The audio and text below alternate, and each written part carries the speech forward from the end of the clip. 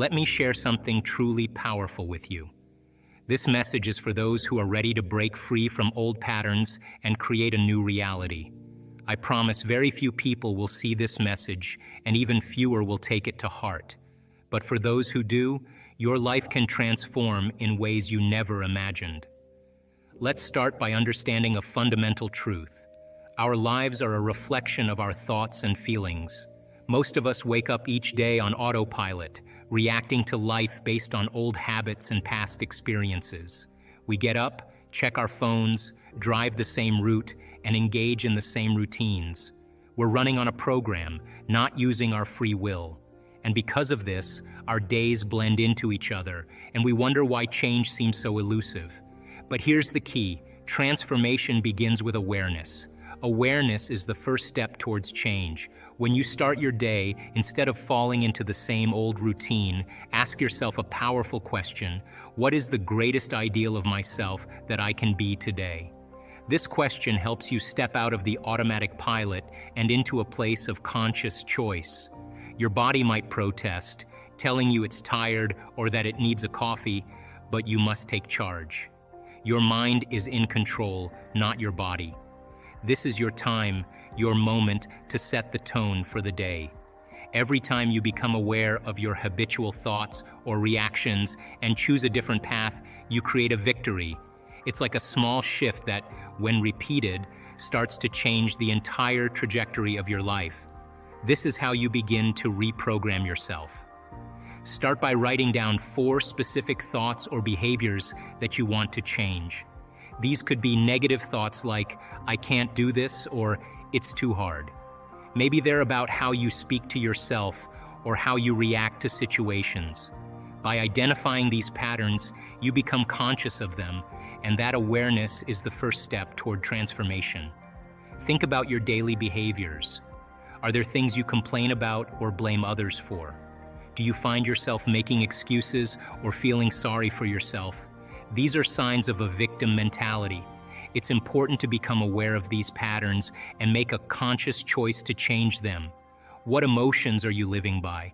If you're accustomed to feeling guilt or negativity, you might not even realize it's there. Your emotions could be so deeply ingrained that they feel like a part of you. Recognizing and changing these emotional states is crucial. Now let's talk about rewiring your brain. To change your reality, you need to start by changing your thoughts and feelings. Thoughts are the language of the brain, and feelings are the language of the body. When you combine a thought with a feeling, you create a state of being. For example, if you think positive thoughts and connect them with positive feelings, you create a positive attitude. Conversely, if you have negative thoughts tied to negative feelings, you'll find yourself in a negative state of being. To reprogram your brain, start by focusing on what you want to create in your life. What thoughts and feelings will help you achieve this?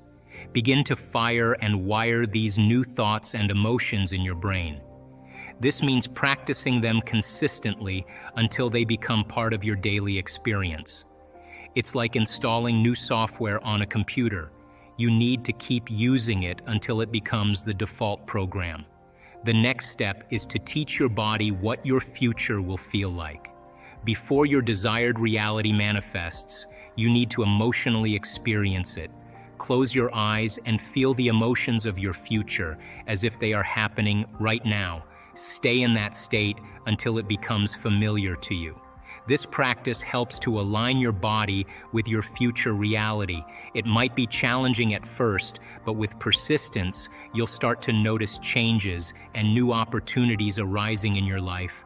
Let's also consider the importance of gratitude. At the end of each day, take a moment to reflect and give thanks for your life. This practice can be incredibly simple, yet profoundly impactful. Find a quiet spot, sit down, and think about all the good things that happened during the day. It doesn't matter if they are big or small. Maybe you enjoyed a delicious meal, had a good conversation, or simply appreciated the warmth of the sun on your skin. As you reflect on these moments, feel genuine gratitude for them. Don't just think about them, really feel the appreciation in your heart. Let that feeling of thankfulness grow inside you. This feeling of gratitude is powerful because it changes your state of being. It's not just about saying thank you in your mind, it's about truly feeling it in your heart and soul. Gratitude is a powerful state because it signals to the universe that you are ready to receive more. Think of it like this. When you are grateful, you are telling the universe, I am happy with what I have and I am open to receiving more. This positive energy acts like a magnet, attracting more good things into your life. It's like sending a clear message to the universe that you are open and ready for abundance. When you feel grateful, you elevate your state of being. This means you are raising your energy to a higher, more positive level. When you are in a state of gratitude, you are not focusing on what you lack or what is going wrong in your life. Instead, you are focusing on what you have and what is going right. This shift in focus changes your energy and helps you to attract more positive experiences. Gratitude also helps to shift your mindset from one of scarcity to one of abundance. When you regularly practice gratitude, you start to see the world in a different way. You begin to notice all the good things in your life and appreciate them more. This makes you feel richer and more fulfilled, even if nothing else changes. It's all about perspective. When you focus on what you have rather than what you lack, you feel more abundant. This positive energy helps to bring more of what you desire into your life. When you are in a state of gratitude, you are in a state of receiving. You are open to the good things the universe wants to give you. It's like opening a door to more blessings. The universe responds to this positive energy by giving you more of what you are grateful for. In practical terms, you can start this gratitude practice today. At the end of each day, find a quiet place to sit and think about your day. Reflect on the good moments and feel genuine gratitude for them. You can also write them down in a journal if that helps you. Writing down what you are grateful for can make the feeling even more powerful. Gratitude is not just about saying thank you. It's about feeling it deeply. When you experience gratitude with all your heart, your body begins to align with this emotion. This alignment triggers a series of chemical reactions in your body that support healing and repair. Research has shown that even just 10 minutes of focused gratitude can have a profound impact on your health and well-being. Another essential practice is to open your awareness. This is about finding a quiet moment each day to sit with your eyes closed and focus on the space around you. It might sound simple, but it has profound effects on your well-being. This practice helps to reduce stress and creates more coherent brainwave states, which means your brain functions more smoothly and efficiently. To begin, find a comfortable place where you won't be disturbed. Sit down, close your eyes, and take a few deep breaths. As you breathe in, feel the air filling your lungs. As you breathe out, feel the tension leaving your body. Now, instead of focusing on your thoughts, shift your attention to the space around you. Imagine that you can feel the space even with your eyes closed. Sense the air around your skin, the sounds in the distance, and the stillness of the moment. This practice is not about thinking or analyzing, it's about simply being. As you sit there with your eyes closed, try to let go of any thoughts about the past or worries about the future. Just be present in the moment. This may be difficult at first because our minds are always busy, but with practice, it becomes easier. By expanding your awareness in this way, you allow yourself to be fully present. When you are present, you are not caught up in the past or the future. You are right here, right now. This presence reduces the influence of past memories and experiences that often shape your thoughts and emotions. When you are fully present, you can see things more clearly and make better decisions. This increased awareness helps to calm the mind and body. When your mind is calm, your body can relax, and you can connect more deeply with yourself. This connection is important because it helps you align with your higher self and your desired reality. Your higher self is the part of you that knows what is best for you. It is connected to your true desires and goals. When you practice opening your awareness regularly, you strengthen your connection to your higher self. This makes it easier to know what you truly want and to stay focused on your goals. It also helps you to be more intuitive and to trust your inner guidance. Another benefit of this practice is that it reduces stress. Stress often comes from being caught up in thoughts about the past or worries about the future. When you are present and aware, these thoughts lose their power, and you can experience a sense of peace and calm. This reduction in stress has many positive effects on your health. It can lower your blood pressure, improve your immune system, and help you sleep better. Remember, most of our thoughts and feelings are based on past experiences. Your brain is essentially a record of everything you've learned and experienced up to this point. When you have a new experience, your brain processes this information and forms new connections. These connections create patterns of thinking and feeling that become part of your emotional and mental landscape. The more you practice creating new thoughts and feelings, the more you begin to change these patterns. This process of creating new neural connections helps to shift your brain from old habits to new ways of being. As you continue to practice, these new patterns become stronger, and your old patterns start to fade away. This is how you create lasting change in your life. Beliefs are another important factor in this process. Beliefs are formed from repeated thoughts and feelings. They become deeply ingrained in your subconscious mind. To change your beliefs, you need to consistently think and feel in new ways. This requires dedication and practice. As you continue to align your thoughts and feelings with your desired reality, you start to shift your beliefs and consequently your life. The key takeaway here is that change is possible, but it requires conscious effort. You have the power to transform your life, but it won't happen overnight or without dedication. You need to become aware of your habitual thoughts and feelings. These are the automatic reactions and emotions that you go through each day without even thinking about them. They might be thoughts like, "I'm not good enough," or feelings of stress and anxiety that have become so normal to you that you don't even notice them anymore. The first step is to pay attention to these thoughts and feelings. Notice when they come up and how often they happen. This awareness is crucial because you can't change what you aren't aware of. Once you start to see these patterns, you can begin to set new intentions. Setting new intentions means deciding what you want to think and feel instead. For example, instead of thinking, "I'm not good enough," you can choose to think, "I am capable and worthy." Instead of feeling stressed, you can set the intention to feel calm and peaceful. But simply setting new intentions isn't enough. You need to practice them daily. This is where gratitude and awareness come in. Practicing gratitude means taking time each day to focus on what you are thankful for. This can be as simple as writing down 3 things you're grateful for each morning. Gratitude shifts your focus from what's wrong in your life to what's right. It helps you see the positive aspects of your life and creates a more optimistic mindset. Awareness is about staying present in the moment. It's easy to get caught up in worries about the future or regrets about the past, but these thoughts take you away from the present moment. By practicing mindfulness, you can learn to stay focused on the here and now. This means paying attention to your thoughts, feelings, and surroundings without judgment. When you notice your mind wandering, gently bring it back to the present moment. Transforming your reality is a process.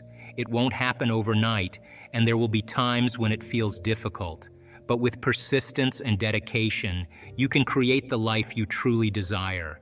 It's about making small changes each day and being consistent with them. Over time, these small changes add up and lead to significant transformation. So, take charge of your thoughts and feelings. Reprogram your mind and body to align with your highest potential.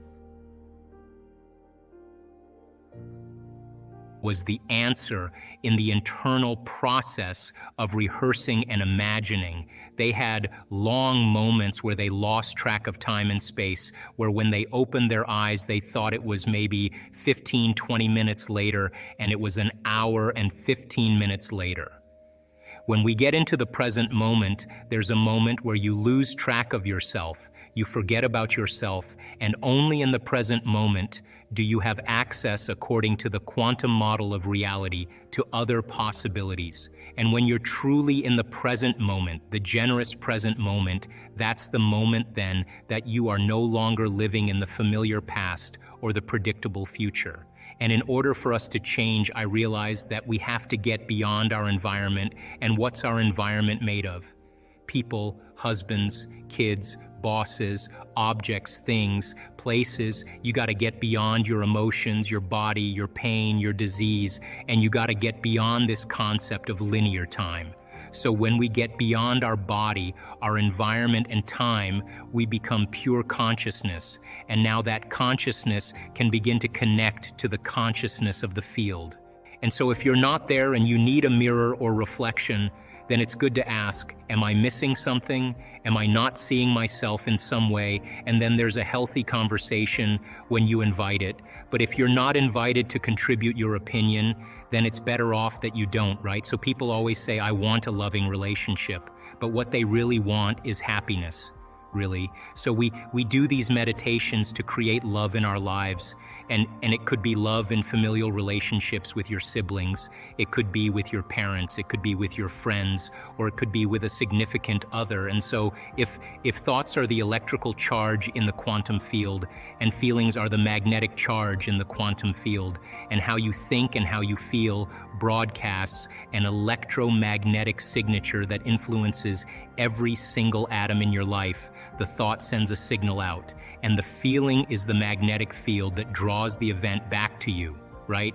So if you're not in a place where you're in love with life or in love with yourself, or practicing diminishing your emotional reactions to certain people or conditions in your life, and you're living in anger or hostility or judgment or fear, and you want a loving relationship, there is no magnetic field for you to draw that to you. And in fact, if you say to me, well, it's that person or that circumstance that's caused me to feel this way, and then I would say, I mean, that person or that circumstance is controlling the way you feel and the way you think, and anything that controls the way we feel in the way we think we are victims to, right? So most people are unconsciously responding to the conditions in their environment, experiencing emotions that are derived from the hormones of stress. Those emotions cause us to feel separate from our dreams. They heighten our senses, so if we can't see them, it doesn't exist. The threat or the danger puts us in emergency mode, and we can think positively about the relationship we want. We could send the signal out into the field. We could have pictures, we could remind ourselves of what it is, but if you're not drawing the experience back to you, because your response to the environment is actually weakening your organism, it's weakening, your response is actually weakening the body, then you will be, as a victim, more vulnerable to the conditions in your environment. Whether they're large or small, and I'm talking about microorganisms as well. So if you wanted a true relationship where it was fundamentally based on this concept called love, now let's talk about that, because we practice this a lot in the work that we do. Well, a habit is a redundant set of automatic unconscious thoughts, behaviors, and emotions that's acquired through repetition. The habit is when you've done something so many times that your body now knows how to do it better than your mind. So if you think about it, people wake up in the morning, they begin to think about their problems. Those problems are circuits of memories in the brain. Each one of those memories are connected to people and things at certain times and places. And if the brain is a record of the past, the moment they start their day, they're already thinking in the past.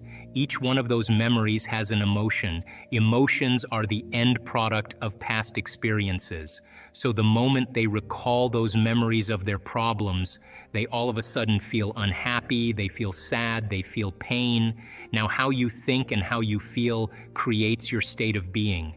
So the person's entire state of being when they start their day is in the past. So what does that mean? The familiar past will sooner or later be predictable future.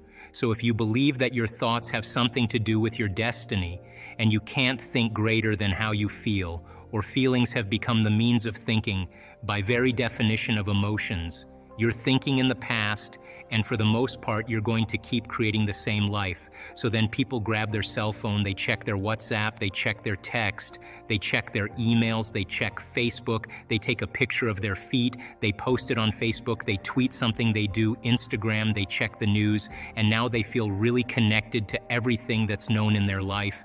And then they go through a series of routine behaviors. They get out of bed on the same side, they go to the toilet, they get a cup of coffee, they take a shower, they get dressed, they drive to work the same way.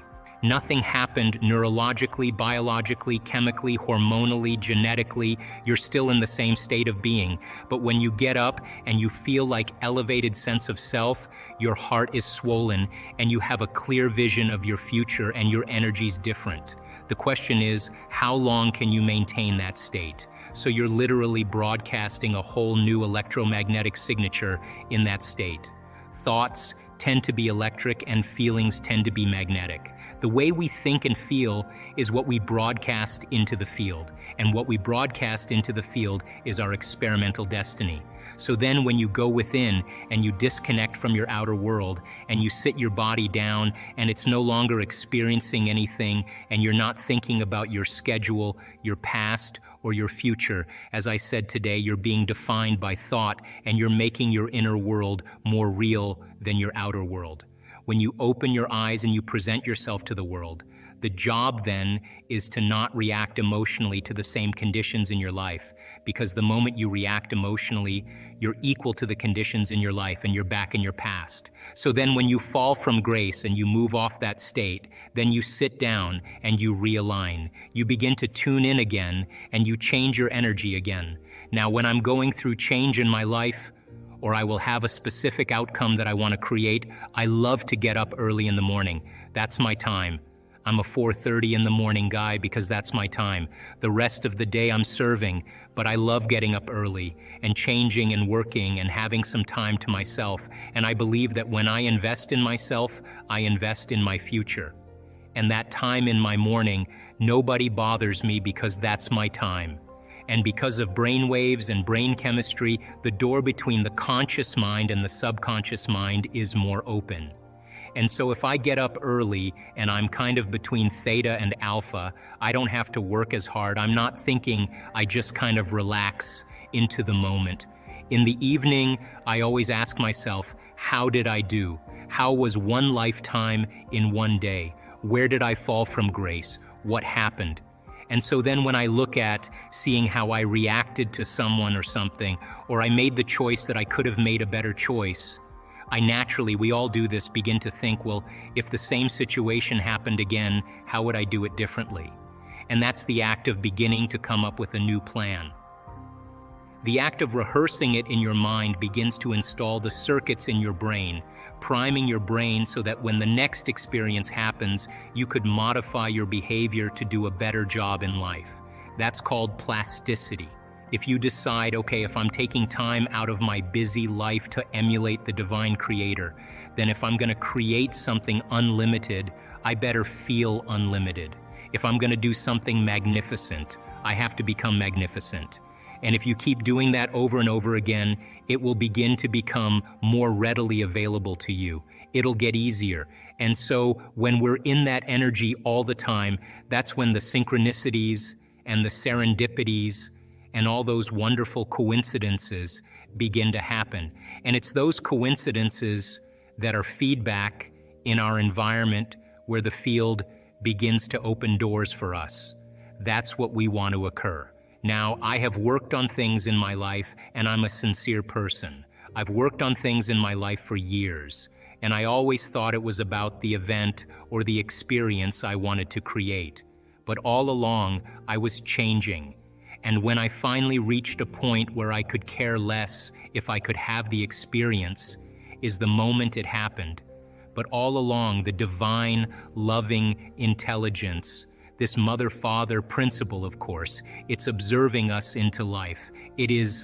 We are vitalistic, energetic beings that when we begin to unify all these principles that we're talking about, you can't get this in one sitting. You can't.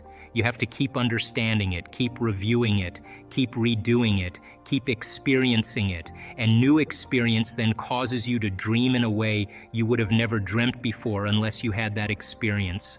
And that's how God gets to know itself. So then, I don't care what meditation you do, I just like the fact that you're connecting. And the more you connect, the more whole you feel, the more natural it becomes. Then, of course, the next experience then causes you to dream in another way. And what I know from my own experience and many students, it's not about material things. It's about those mystical moments, those transcendental moments, those moments where your jaw drops and you are in awe of life, those moments that take our breath away, that cause us.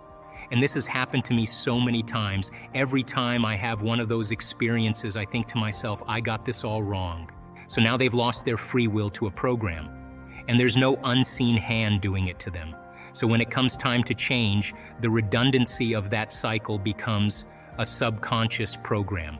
So now 95% of who we are by the time we're 35 years old is a memorized set of behaviors, emotional reactions, unconscious habits, hardwired attitudes, beliefs, and perceptions that function like a computer program. So then a person can say with their 5% of their conscious mind, I want to be healthy, I want to be happy, I want to be free, but the body's on a whole different program. So then how do you begin to make those changes? Well, you have to get beyond the analytical mind, because what separates the conscious mind from the subconscious mind is the analytical mind. And that's where meditation comes in, because you can teach people through practice how to change their brain waves, slow them down. And when they do that properly, they do enter the operating system where they can begin to make some really important changes. So most people then wait for crisis or trauma or disease or diagnosis. They wait for loss, some tragedy to make up their mind to change. And my message is, why wait? And you can learn and change in a state of pain and suffering, or you can learn and change in a state of joy and inspiration. I think right now the cool thing is that people are waking up. Most people spend 70% of their life living in survival and living in stress. So they're always anticipating the worst case scenario based on a past experience. And they're literally out of the infinite potentials in the quantum field. They're selecting the worst possible outcome, and they're beginning to emotionally embrace it with fear. And they're conditioning their body into a state of fear. Do that enough times, body has a panic attack without you. You can't even predict it because it's programmed subconsciously. So people become addicted to the rush of those emotions, and they use the problems and conditions in their life to reaffirm their limitation, so at least they can feel something. So now when it comes time to change, you say to the person, why are you this way? Well, every time they recall the event, they're producing the same chemistry in their brain and body as if the event is occurring, firing and wiring the same circuits and sending the same emotional signature to the body. What's the relevance behind that? Well, your body is your unconscious mind. In a sense, if you're sitting down and you start thinking about some future worst-case scenario that you're conjuring up in your mind, and you begin to feel the emotion of that event, your body doesn't know the difference between the event that's taking place in your world, outer world, and what you're creating by emotion or thought alone. So most people then, they're constantly reaffirming their emotional states. So when it comes time to give up that emotion, they can say, I really want to do it. But really the body is stronger than the mind because it's been conditioned that way. So the servant now has become the master, and the person all of a sudden, once they step into that unknown, they'd rather feel guilt and suffering because at least they can predict it.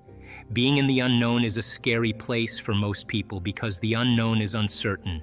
People say to me, well, I can't predict my future, I'm in the unknown. And I always say the best way to predict your future is to create it, not from the known, but from the unknown. What thoughts do you want to fire and wire in your brain? What behaviors do you want to demonstrate in one day? The act of rehearsing the mentally closing your eyes and rehearsing the action. Rehearsing the reaction of what you want or the action of what you want. The action of what you want by closing your eyes and mentally rehearsing some action. If you're truly present, the brain does not know the difference between what you're imaging and what you're experiencing in 3D world. So then you begin to install the neurological hardware in your brain to look like the event has already occurred. Now your brain is no longer a record of the past. Now it's a map to the future. And if you keep doing it, priming it that way, the hardware becomes a software program. And who knows, you just may start acting like a happy person. And then I think the hardest part is to teach our body emotionally what the future will feel like ahead of the actual experience. So what does that mean? You can't wait for your success to feel empowered.